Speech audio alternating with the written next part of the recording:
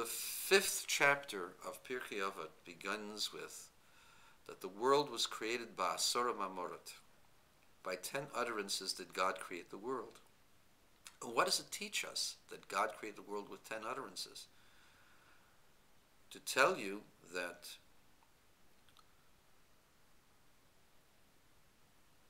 even though God could have created it with 1 utterance, he created it with 10 in order to punish the wicked who destroy the world that was created with 10 utterances, and to reward the righteous who sustained the world that was created with 10 utterances.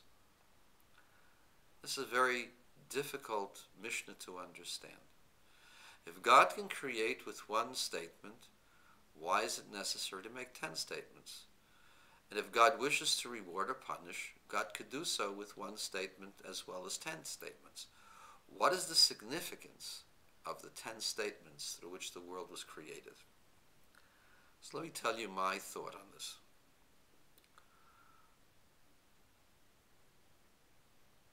We've gone past Tisha B'Av, and we remember all of the horrible things that took place during the destructions of the first and second temple. But in the process, we also remembered all of the terrible things that happened to Klal Yisrael during our history of exile, the most horrible of which actually transpired less than 70 years, approximately 70 years ago, beginning 72, 73 years ago, culminating 66 years ago. From 1938 till 1945, the Nazis began a determined effort to exterminate the Jewish people, to belittle and embarrass and curtail them and then destroy them. Complicit in the designs of the Nazis was the inactivity, the insensitivity to this brutality by the British and also by the State Department of this country, with the acceptance of Franklin Delano Roosevelt. However, it is the Nazis who were involved in the killing of the Jewish people. How did the killing of the Jewish people differ from the Armenian Holocaust that happened at the end of World War I? How does it different from the way the Hutus and the Tutsis killed each other? How is it different from the way that the Sudanese killed the southern Sudanese until recently? And the answer is, all of these events were horrific. When one group decides to kill out another group, it's genocide.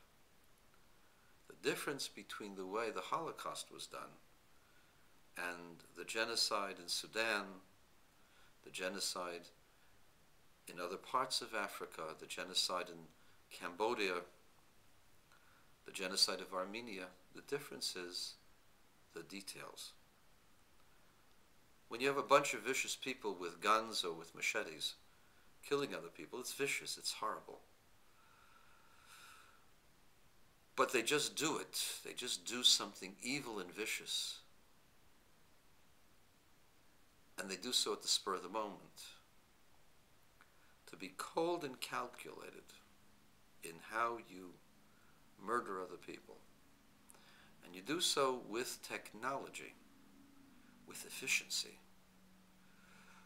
in a way to humiliate and completely destroy your enemy. They would strip the people, take out whatever belongings they had, confiscate their holdings, send their clothing, the good clothing, to children in Germany. All those who died were examined first to see if they had gold teeth. They couldn't couldn't even be buried if they had any gold teeth at all, or any metal in their teeth.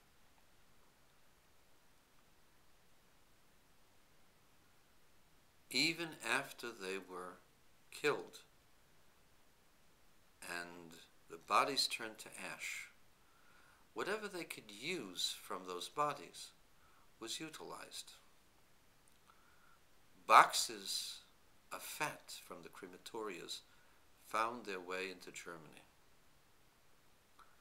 My father of blessed memory found boxes printed with the following declaration: pure Jewish fat made into soap bars.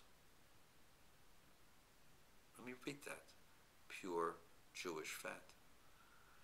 In some instances, they tried experimenting taking the skins off of the dead, using them as lampshades. You see, it was not just the killing that was so chilling and horrific. It was how efficient and how detailed and how cold-blooded they did everything.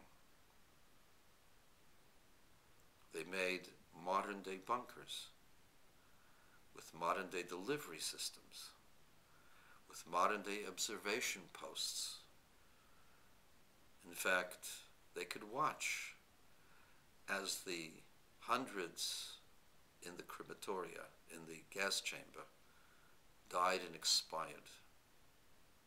And in fact, quite often they would play music to it.